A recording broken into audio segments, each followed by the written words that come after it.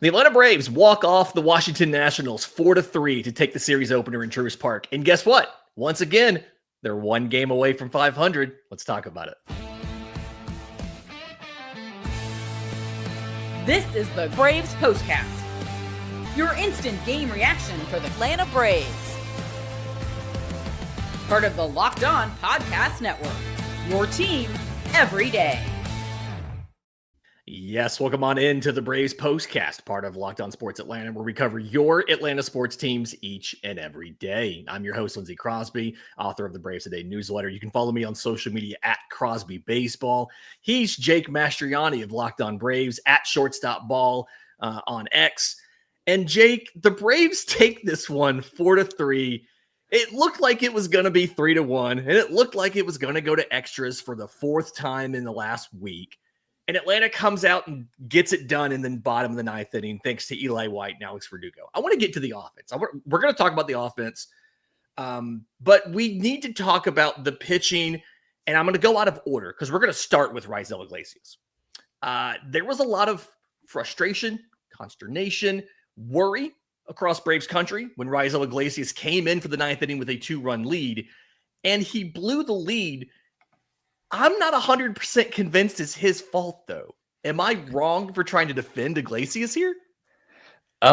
You're wrong in that nobody's going to listen to you. But I think technically speaking, you're not wrong. It's kind of the same thing we talked about the other night. I thought the pitches were good. I mean, the first two hits he gave up, like you posted on X, I mean, they're pitches off the plate and they're weak contact. It just seems to be the way things are going for Iggy so far this season. And then obviously, you know, the ball that ends up blowing the game, it's an error on Nick Allen, which I got to defend Nick Allen here for a second because Dylan Cruz is running. I'm thinking off the bat, that ball's up the middle. There's no way he's getting to it and getting Dylan Cruz. And I almost thought it was a ball where you need to just put it in your back pocket to begin with. But if he makes a good throw, if he gets a good handle on it, he probably gets Dylan Cruz. I mean, it was an incredible effort to be able to round that baseball, get in front of it, and then get into a point where you can make a throw to get Dylan Cruz. Unfortunately, I think it was on the transfer, but like he just kind of fumbled the baseball a little bit. So tough play. It's not as easy as probably a lot of people think that play was there. Mm-hmm. I think there probably was. When you did start to fumble it, you do have to eat it. Not that it mattered. I mean, a little bit. Maybe you keep that runner at third base. I didn't get to look see if he was turning the corner there. But back to Raisel Glacius, just part of this season for him where nothing is going his way. You know, you get the bad luck, you know, balls in play for hits, and then you get the ground ball, possibly in a great play by Nick Allen, and then the guy that's come up all year with those great plays just couldn't do so. Yeah, and I will say that the sinker that he threw to Dylan Cruz that got the ground ball was center cut down the middle, could not have been any more perfect. And he's honestly lucky it was only a ground ball. But to your point, like Nick Allen knocks the ball down and makes a throw. If that's Orlando Arce at shortstop, that ball's in center field and it's a run without a play. So it is incredibly unlucky, I think, for Raisel Glacius. So we can, if you want to take the emotion out of this, we can acknowledge that these hits, okay, Keibert Ruiz swings at an 0-1 sinker off of the plate and shoots it to the opposite field. And then Luis Garcia is down 1-1 and gets a changeup off the plate where he barely fouled off the one before it. This one's farther outside. And he gets a bat on it and gets it out to left field at like 80 miles an hour before you get that Dylan Cruz hit. Going back before that, though, talking about just the offense or the pitching staff in general, right? Grant Holmes looked really good early, got a couple strikeouts the first time through, and it seemed to be like he was laboring a little bit the second time through. He ends up going 6 1/3 innings, 4 hits, 1 run, but Atlanta pulls him at 79 pitches in the 7th inning. Do you think that's defensible, or is that he needs the opportunity, given this stretch of 17 games in 17 days, he needs to have a chance to finish that inning? Yeah, I was okay with the move just because, I mean, you're talking about Grant Holmes, who's still making that transition, and maybe he's fully made it at this point, but going from reliever to starter. And at some point during the season, you're going to have to be careful with him. And there may even be a point in the season where you have to move him to the bullpen for a little bit to manage that workload in those innings. So I was okay with that. Like you mentioned, I think he was starting to labor a little bit. Didn't seem as crisp and as easy as it was going on. And obviously you're facing the lineup for a third time through. So I was okay with that. And it was a close lead. And Snitker wants to go to his guys. We can argue who those guys should maybe be at this point with the Glacius getting another blown save. But, that kind of is the recipe. Go with Lee and go with Daysbell, go with Iggy, throw Pierce Johnson in that 6th, 7th inning role as well. And I think Snit just really saw an opportunity, wanted to shut things down and get the win. Unfortunately, it just didn't work out for him in that 9th inning. Yeah, and this is kind of what we've asked for, right? Like we want Snit to sometimes go ahead and try to win this game. You made the point over the weekend that there's times when Snit's managing for the next week, a longer term thing. This is a situation where we wanted him to go ahead and get the win. He does that. So I kind of look a little bit dumb for asking if that was the right move or not, but it's definitely something where you want to do that. I do have to give a special shout out though. Pitching staff pitched well. Daysbell struggled in the 8th. It felt like with his command, but still got out of the inning. Double play in a ground out, or double play in a strikeout.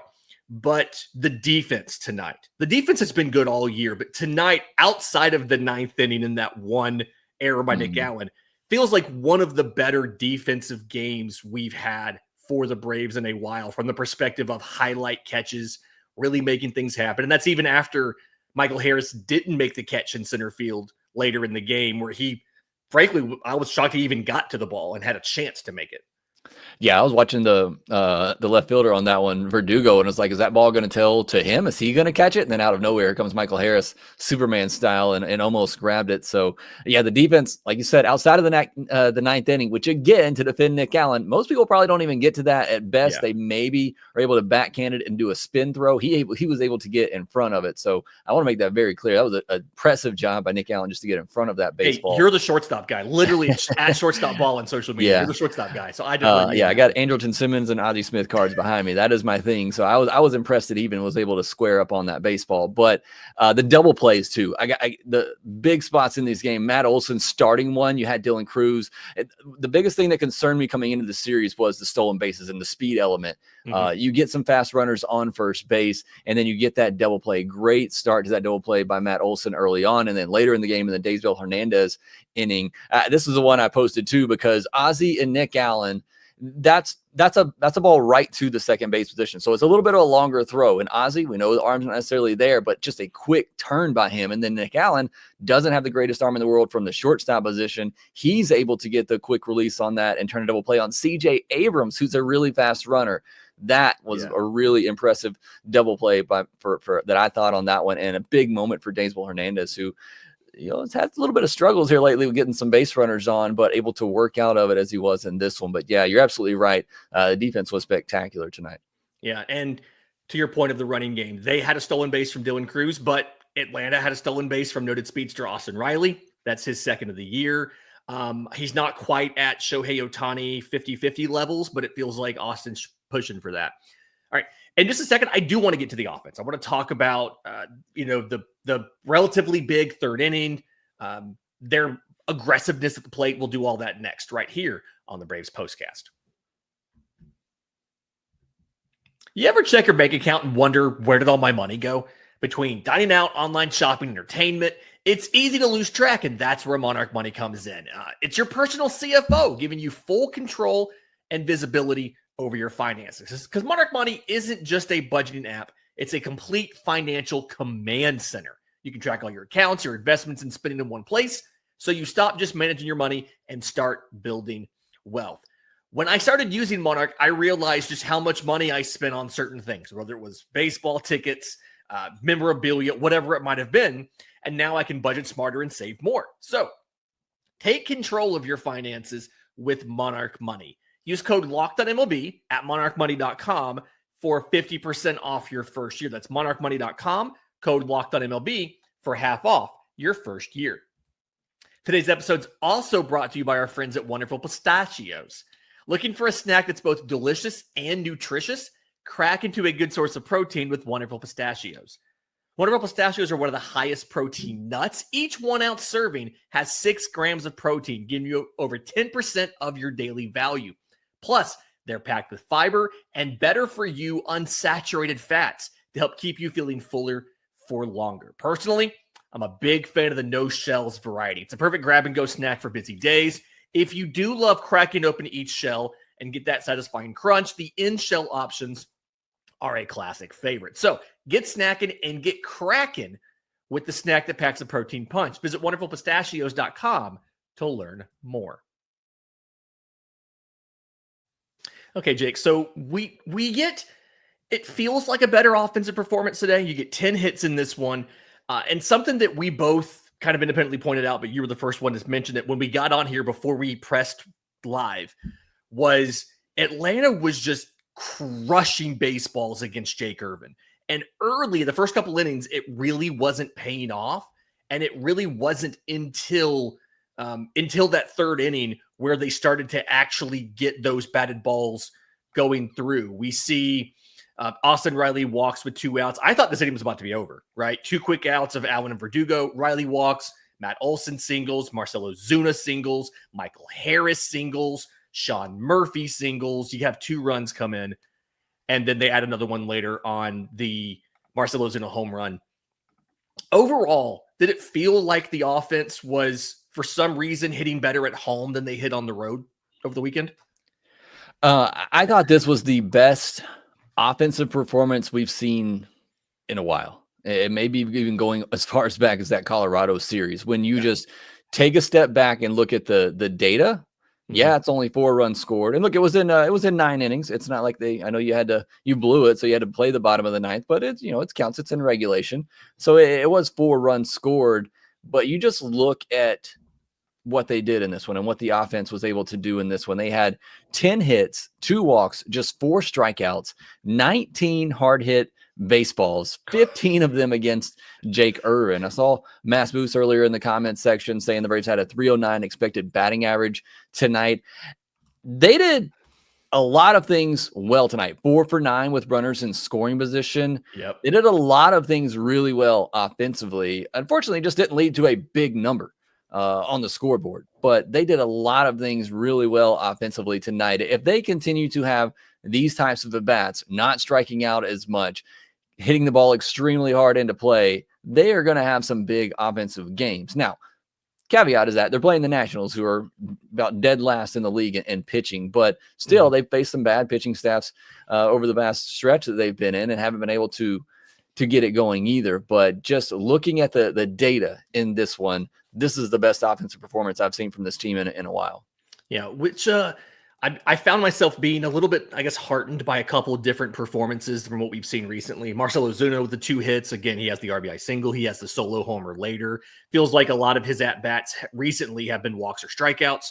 But Alex Verdugo going 2 for 5. He had been, it feels, this is anecdotal, I haven't pulled the numbers yet, but it feels like the hottest stretch of the season for Atlanta was that homestand where he was frequently picking up 2 or 3 hits in a game, multiple doubles, and then he's been cold for the last week or so. He comes out with 2 hits tonight. Which of those guys, I guess, kind of getting right, do you think is bigger long-term for the Braves? Marcell Ozuna or Alex Verdugo? And let's say it's between now and when Ronald comes back.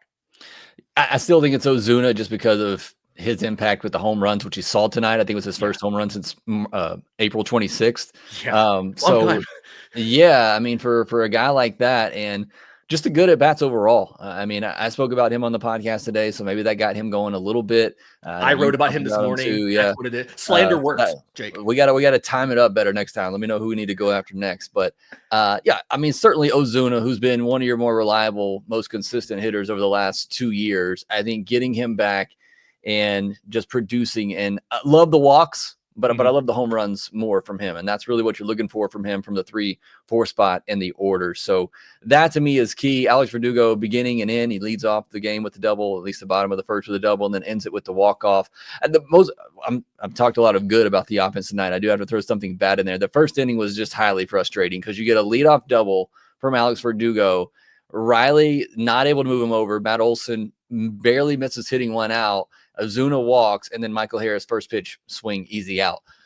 That was a very frustrating sequence to begin the game for an offense that's been struggling here as of late. But going back to the good side of things, everybody had a hard hit tonight except for Nick Allen, which you don't expect that. He did have a big sack bunt in the 9th inning. Alex Verdugo, as you mentioned, had 4 hard hit balls tonight. Ozzie, the only player that didn't really contribute. Neither he nor Nick Allen had a hit, but like I said, Nick Allen at least had the sack bunt, but at least Ozzie had a couple of hard hit balls. So it's one of those games that everybody kind of contributing a little bit. And that's why I say this is the best offensive performance I've seen in a while.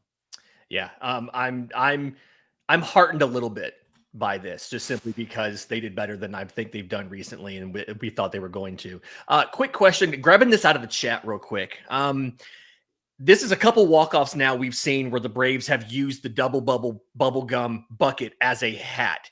You remember when they had the big hat, like the big cap, and it got banned because New Era didn't sell it?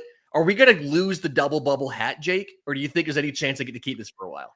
I think they can keep this one. I think they're okay with that, but whatever it takes. I mean, snip bear, the double bubble, whatever you got to do to get this offense going. Yeah, seriously, I will take anything at this point. You want to put a Jobu in the dugout, I'll take that too.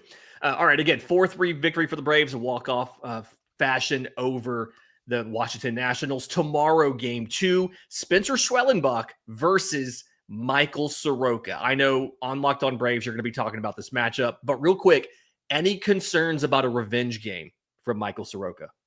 I'll tell you this. You look at the underlying data for Michael Soroka, it's only been 2 starts this year, but it's like a 3.69 xERA opposed to his very high ERA that he has right now. Actually, yeah. So yeah, I mean, I think he's due to have a good game, and he wants to. Not that he should have any. And I was getting ready to say this anyway. Not that he should have any ill will towards the Brave, who continue to pay him while he, on a major league deal for 3 years. Yeah, and gave him every opportunity that they possibly could. But he's facing his old team. He wants to try to do good and show them he still has. Hey, maybe the Braves trade for him at the deadline. That's what the Nationals are hoping, that he turns things around and they can try to flip him at the deadline for something to help their rebuild over there. And look, I like Michael Soroka. I hope he has a good season. Just not so much on Tuesday night. But Schwellenbach, I'd love to see him continue to get back on track after a better outing as last time. Yeah, he's been it's 3.61 ERA recently, but I wrote about this for the newsletter tomorrow. His last couple starts, his ERA is over 6. And so it's something we definitely want him to get right. And it feels like Washington is a good matchup for that. So again, Atlanta Braves take down the Nationals 4-3. Game 2 tomorrow, same time. Michael Soroka versus Spencer Schwellenbach. Do us a favor. If you're on audio, leave a 5-star review with some kind words for Jake and me on Apple, Spotify, YouTube Music. I believe they call those words of affirmation, Jake. Yes. It's one of the love languages. It's a love language. It's a love language. If you're on YouTube, subscribe to both Locked On Braves and Locked On Sports Atlanta. Hit the notification bell so you know when we go live to break down the episode, or to break down tomorrow's game on another episode of the Postcast, as well as when Jake drops his episode of Locked On Braves. For Jake Mastroianni, I'm Lindsay Crosby. This has been the Braves Postcast.